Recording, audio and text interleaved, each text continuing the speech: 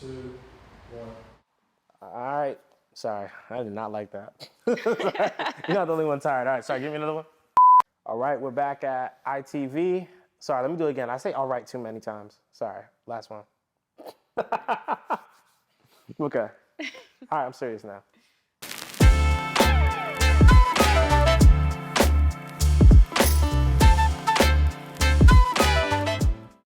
Hello, good people. We're back. ITV Inside the Vibe with another installment. I'm Yoru Fitz. Today we have EKG Writing, Ebony. It's been a minute. It has. It's been a long time. I don't know another way to say that, but we're here.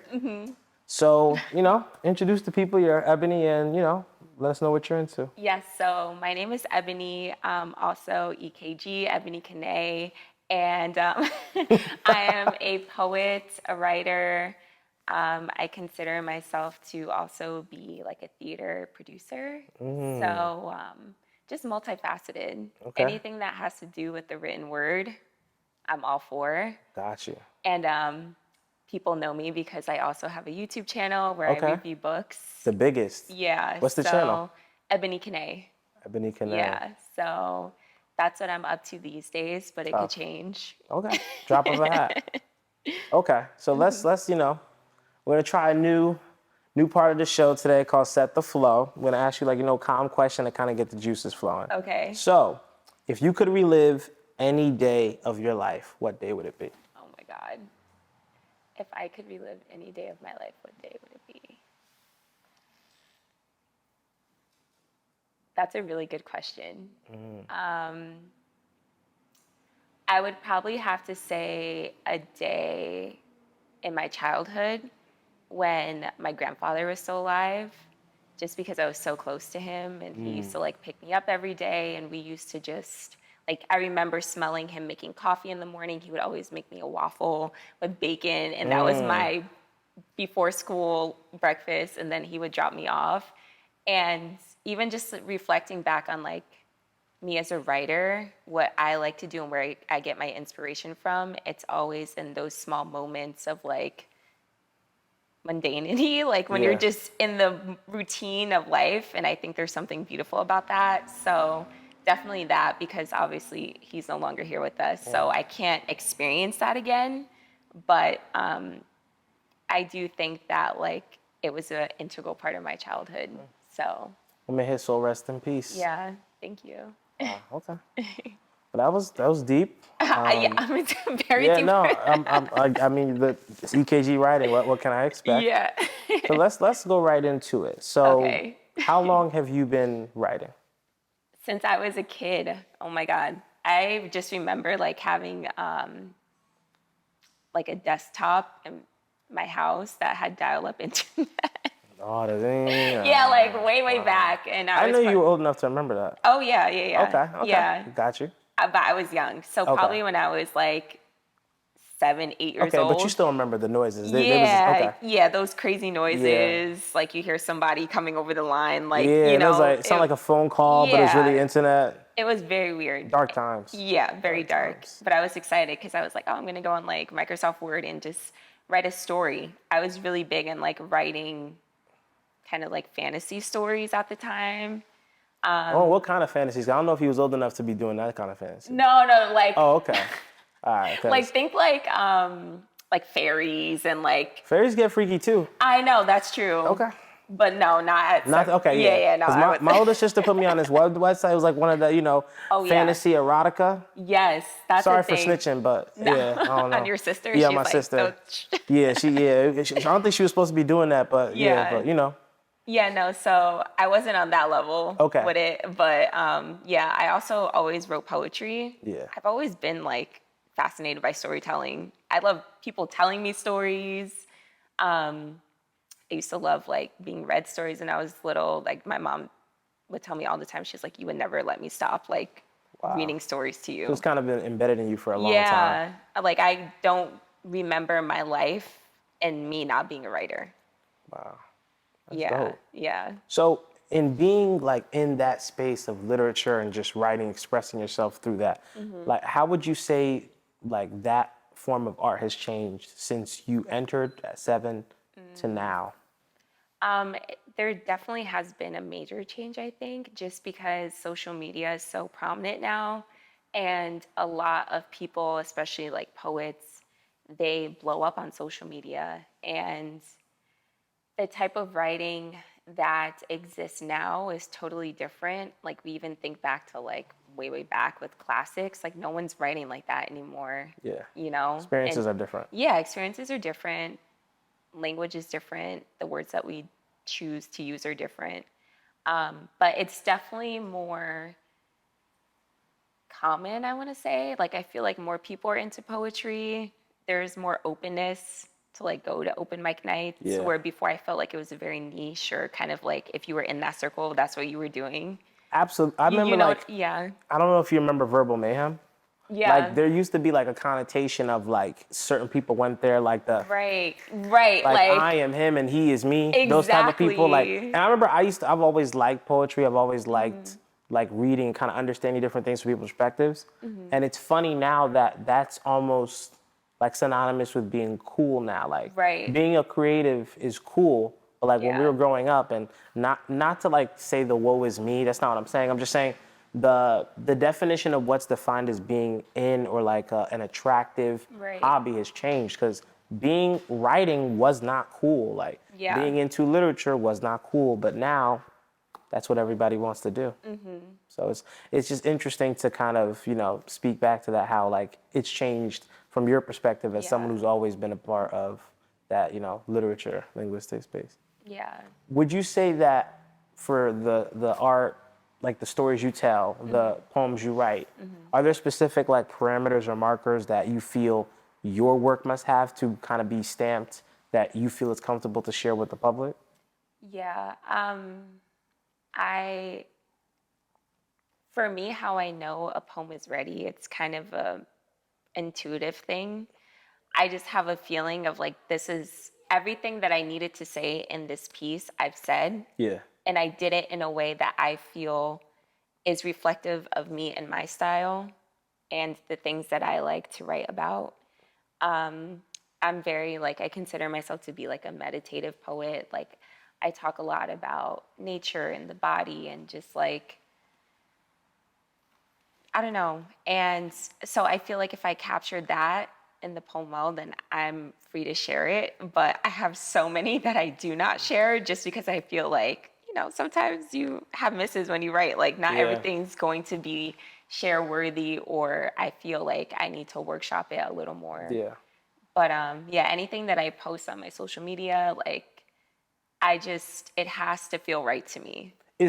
Would you say there's like, I think there's vulnerability in sharing any type of art. Yeah. But would you say there's a heightened vulnerability when you're sharing, you called yourself a meditative poet? Like, that sounds like the art is almost coming like 100%. Like, it's almost like from your head to paper, like Yeah. directly streamlined. Is there a vulnerability like beyond what normally comes with sharing, that these are like my thoughts? There's no veil to hide behind, like, this is me on paper. Right. No, there definitely is. And for a while, I struggled a lot with that vulnerability aspect and sharing it with people, just because I felt like this is me. Like, Yeah. it wasn't anything else. Like you're saying, it's not like I'm a journalist and I'm writing about a topic that everyone is writing about. Yeah, this is your story. Yeah, this is my story, or this is how I see the world. So you are opening yourself up to whatever judgment, praise, whatever the case may be, when you share that piece of you. And for me, like, I always consider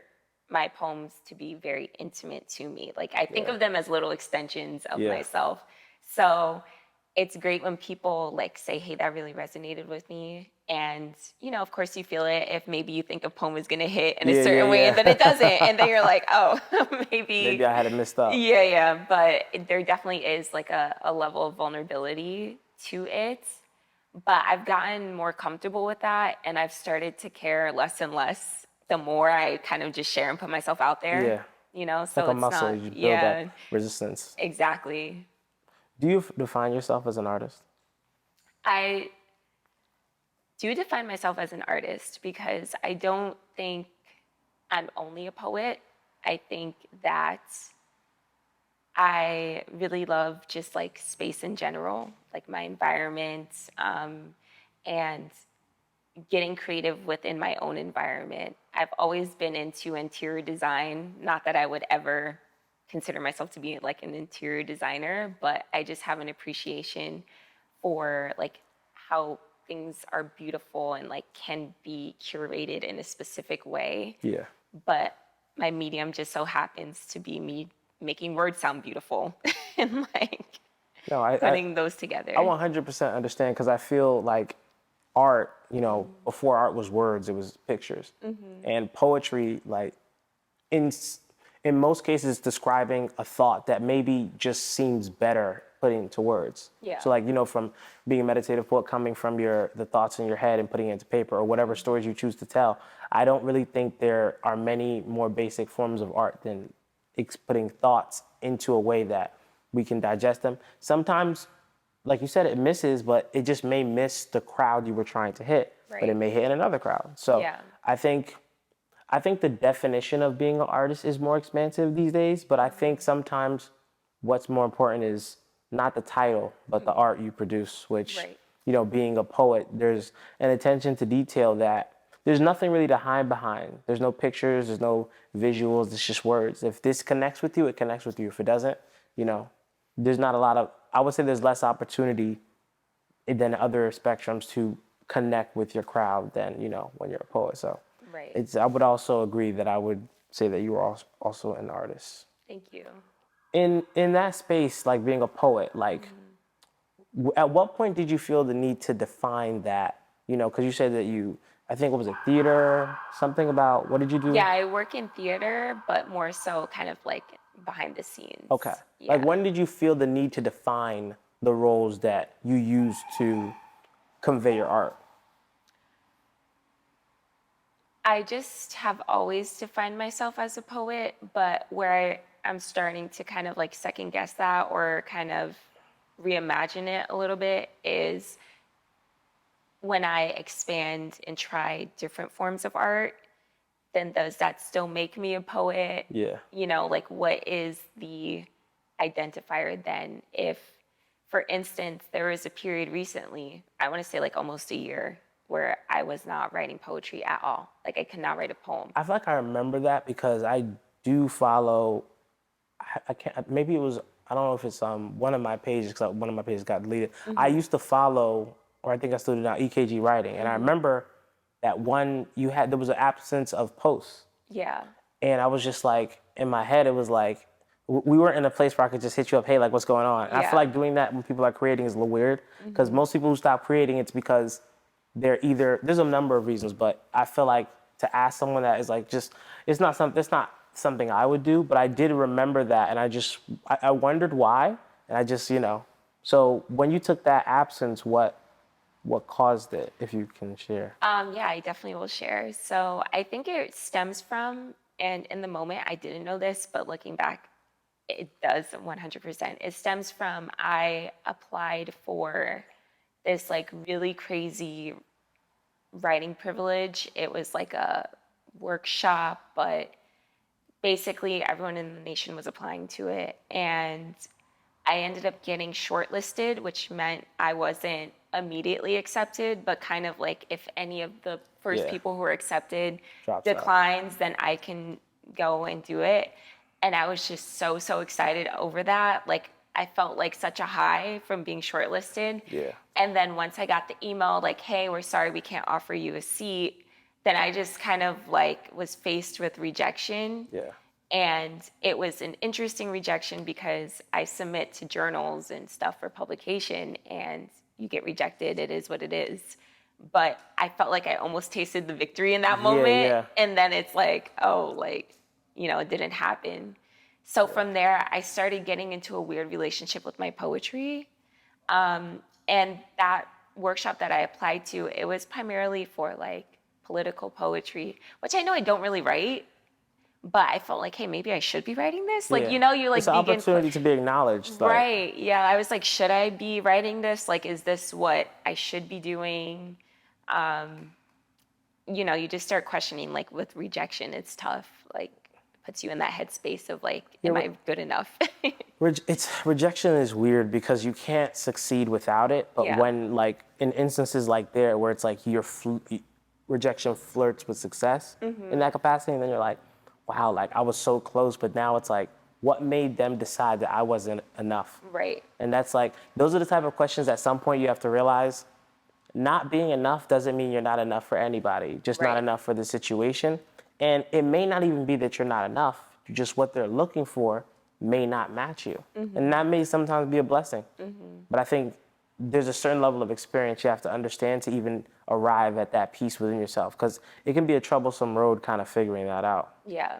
No, for So, sure. how did you get past that, if you have? Yeah, I have begun to get past it, and it's mainly just by sharing again on social media. Like that helped me a lot. And if I'm not posting anything on social media, just sharing with my family members, my close friends, and then also just kind of like it is what it is. Like you know what Yeah. I'm saying? Like kind of going with the approach that you just said of like it was a blessing in disguise because realistically that wasn't for me. Like I'm Yeah. not a political writer. And you know, there's nothing wrong with that. I'm in my own lane and I am comfortable doing what I'm doing. So I shouldn't be ashamed of that or question that. And I also just felt like I was in a space too where I wasn't inspired really by my environment. Everything Yeah. felt too routine, too same, and I just needed a switch. So I was like, I feel that. let me move, let me new neighborhood, new area, new city, like be around new people, meet new friends. Just I don't know, I needed like a change. So that definitely helped. So did you, when you started, because you say you review books now as well, Yeah. did that start, is that like an effect of that interaction that you had with the writing privilege, or were you always doing that? They happened actually around the same time. Wow. Now that I think about it, this is my first time thinking about it, but yeah, it happened around the same time. I found myself like I've always been a reader too, and I was like, hey, I want to like post book reviews online. I saw some people doing it. I used to watch videos like that, and it kind of just took off in a way that I didn't think it would. Yeah. Like, I think now I almost have 8,000 subscribers on YouTube. Yeah, it's not easy. But yeah, no, it's not easy. And YouTube's really hard. Like, no Yeah, one, they don't- yeah, if you don't do nobody- YouTube, no one. Yeah. It's so hard to be consistent, Absolutely, to film, to like yes. get the equipment, to even know what's trending with like, you gotta like post for the algorithm. But it's cool. Like, even TikTok, like Book Talk is big. Yeah. So just being a part of that community, some of my favorite authors follow me on my Which is social dope. medias, yeah, which is like wild. And it's even more wild when I share my own poetry on there and then they comment like, this is awesome. And I'm like, yeah, that's you wild. inspired me in a way to be able to write this, and now you're giving me this type of accreditation, even Yeah. if it's mental, but it's like you were part of how this came to be, and now you're letting me know that this is real. Like I'm enough. And like now it's funny how that comes full circle, because you said these two things started at the same time, but Yeah. who's to say you would even be able to pursue these, reviewing books and creating that type of content in that manner if you were with the writing privilege? Right. So now it's interesting how those things always work out, even in the moment that rejection didn't feel nice, but now you may find yourself somewhere where the writing privilege could have never taken you. Right. That's true. So last thing I have for you is who is Ebony? Ebony is, of course, a poet, a writer. She's also silly and a deep thinker. And I like to do both at the same time. Yeah. She is creative, caring, kind. She is also, I like to think of myself as like the daughter of the moon. I always wear this like little moon necklace around. I feel like I'm a piece of the universe, and I think that without like God's energy and without kind of viewing the beauty in creation in general, whether it's from other artists, whether it's from nature, I wouldn't be able to do what I do with words. So all of that is a piece of me. I'm also an educator, and I am someone who sees herself seeing the world in a different light. I like that. Yeah. It's a lot of different things. Yeah. I would say to learning, obviously you've been able to answer that and understand who you are. How did you kind of come to that realization? Because I think we went through like a bunch of different things. Obviously, there's college, there's being a teacher, changing what you eventually wanted to do, Yeah. and kind of shifting gears. Yeah. When did you realize that's who you were? And like, are you still realizing it? I realized that's who I was actually in my last year of college. I was a like creative writing minor, and actually I was going back and forth with switching my major, but obviously at that point it was kind of Yeah, too late. yeah. I was like, nah, I'm ready to get out of here. I need to graduate. So I was like, before I really go on and do what I thought I wanted to do at that time, I was let me take a year, figure it Yeah. out. And that's when I really started like sharing my work hard on social media. I did a few audio poems, which I dropped, but I love doing them too. And I just had a lot of fun. And whenever I'm in the moment of writing, it just feels right. Like there is no doubt in my mind that I'm supposed to be writing in some capacity Yeah. and talking about books or words in some capacity. So it was those little moments that reassured me that this was the right path for me. But of course, like changing and switching and doing something completely different is not easy. Yeah. And there's a lot of fear around that of maybe letting people around you down who didn't see you going in that route, maybe, or even just like that internal battle of like, hey, but I put in the work to do this, and then I'm now I here. have to switch and do something else. Yeah. It wasn't an easy thing, but definitely in those moments where I was writing and sharing, just also being in the space with other creatives, like I just felt like that is what I should be doing. So it was just a matter of following that instinct of this feels right, so I should do it. I never felt right in the other Yeah. instance, And now, it just now felt you're a little here. off. Oh, I definitely understood. Okay. Well, in following that instinct, where else can they follow you? See your book reviews and your poetry. You can follow me at Ebony Kanae. It's Kenae. All social media, Instagram, TikTok, YouTube, Threads, all that. Dope. Well, thank you so much for coming through. Thank you. Long time coming. Yes. I'm Yoru Fitz. That's Ebony, and this is Inside the Vibe. Peace.